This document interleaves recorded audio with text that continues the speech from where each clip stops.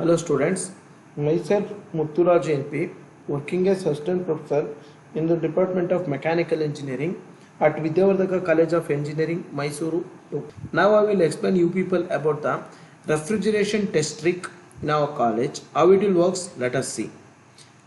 First and foremost, what do you mean by the refrigeration process? The refrigeration is the process in which it transfers the heat from low temperature reservoir to the high temperature with aid of external work. Then the low temperature reservoir is maintaining at temperature T1, high temperature reservoir is maintaining at the temperature T2. Therefore, total amount of the heat energy rejected it will be is equal to Q2. That Q2 it is equal to work supplied to the compressor during the compression process of the vapor refrigerant plus amount of heat energy absorbed. Just observe here, both things will be get added and then you will get the amount of heat energy that will be rejected to the external ambient condition through the condenser. So the work supplied it is equal to Q2 minus Q1. COP of the refrigerator, let us discuss how the COP of the refrigerator will be expressed. The COP of the refrigerator is the ratio of amount of heat energy absorbed in the evaporator to the work supplied to the compressor. Therefore, COP is equal to Q1 divided by W. Therefore, Q1 divided by Q2 minus Q1. Already we told that W is equal to Q2 minus Q1. Therefore, in the similar manner, we can write the temperature T1 divided by temperature T2 minus T1. Or else, in other term also you can write it is equal to T lowest temperature divided by T high temperature minus T low temperature. This is the experimental setup is there in our department. We have evaporator, this is condenser, this one is supposed to be the compressor, this is expansion device. What will happen? The refrigerant will flow in this passage. Here evaporator is there, we have the water here, and then refrigerant flows in this passage. Vapor refrigerant is fast here, vapor will be compressed by the vapor compressor and then it will give to the condenser where it will be gives off its enthalpy to the external environment, and then the same amount of the refrigerant will be get cooled here and then it will be given to the dryer cum separator. It absorbs the some wet molecules and then it gives the only dry refrigerant, and then the refrigerant with the high pressure it will comes to the expansion device. Where it is in the expansion device, what will happens? It will be expanded into the low temperature, low pressure refrigerant. It is solenoid valve. This is like capillary expansion device, and then again it will comes here. Low temperature, low pressure refrigerant will be pass here. That is liquid refrigerant will comes. When the liquid refrigerant comes in the evaporator, it absorbs the heat energy in the or cooling load. Okay, then it will be get into the vapor phase. The property of the refrigerant is very important. The property of the refrigerant is low boiling point. Boiling point is very less, around minus 14 degrees Celsius. Here we are using the R134A refrigerant. If this refrigerant having the boiling point is around minus 26 degrees Celsius. At that particular temperature it will get boiled. When it is come in contact with the 7 degree or 8 degrees Celsius temperature, definitely it will get boiled and then it will comes as the vapor refrigerant and circulated in the this particular passage. When it is comes out of the evaporator, it's having the temperature T1. After compression, it is given to the temperature T2 before the condenser. After the condensation process, it is having the temperature T3 before expansion device. After expansion, before the compression, evaporator is having the temperature T4, and then the final temperature T5, it is the evaporator cooling load temperature T5. Note down all this properly. The pressure will be there, two pressures will be there. One is high pressure, another one is the low pressure.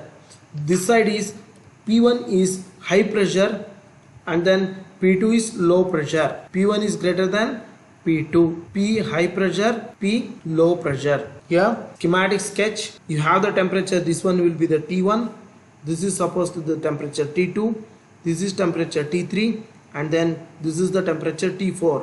What is T5? T5 is the temperature in the evaporator. Whatever the things you put here, that the ambient condition temperature is T5. This is comes with the pressure P2, low pressure, rise to the pressure P1, condensed in the condenser at constant pressure, constant temperature to the pressure P1. This is high pressure, and then expanded to the low pressure, that is equal to P2. Same pressure it will come P2, and then at constant pressure it absorbs the heat energy here. Q amount of heat energy absorption, it is equal to mass of the water, Cp of the water, and then change in the temperature, that is T5 for the time T. After certain amount of the time T, this temperature will be reduced to something like change in the temperature T5 minus change to the temperature T5 dash. Therefore, then the refrigerant will be flow like this. This is compressor, condenser, expansion device, and then this is evaporator coil. This is the cooling load. In the closed circuit copper coil, the refrigerant will be flow like this. This is the observation tabular column. You will have the two pressures. One is high pressure, low pressure, temperatures you note down, and then note down all the values here. Temperature T1 already I have explained. These are the temperatures T5. Time taken to n number of blinks by the energy meter. There will be the energy meter. In that, how many number of blinks will be there in the energy meter for the time T1 that you want to note down. Time taken by the freezer to cool the water. Okay, I told you it is in the initial condition 0 second. Let me say tell you 0 second. The temperature is 5 T5, and then after certain amount of the temperature time it will become T5 dash. Sometime it will be said as the transient conduction and steady state conduction, because after it is reaches the certain amount of the temperature like T5 dash, if you have the same cooling load, it will be maintained with the same temperature. But in the starting, if you change the cooling load, definitely the T5 dash will be changed to the T5 double dash something else. This is the R134A refrigerant. What we have that chart we have here. This is the temperature lines.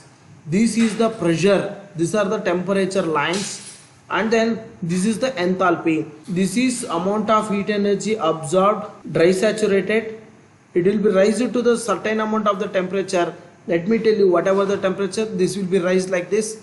Superheated it will be, and then it will comes to the in between vapor and liquid phase. This is dry saturated vapor line, and then after that it will be get cooled here, and then it may be sometime it will be get subcooled, or else it will comes like this and then continue with your process, or else it may comes to up to this particular point depending upon the number of how much amount of the cooling that you will give. As you do the cooling, the area of the curve will be increases, therefore your COP will be increases. Either you have to increase the pressure P1 compressor pressure, or you have to lower the evaporator pressure. In the evaporator, how much amount of pressure you will reduce, that much will be the definite benefit, and then you will increase with your COP value. Theoretical COP you can calculate like this.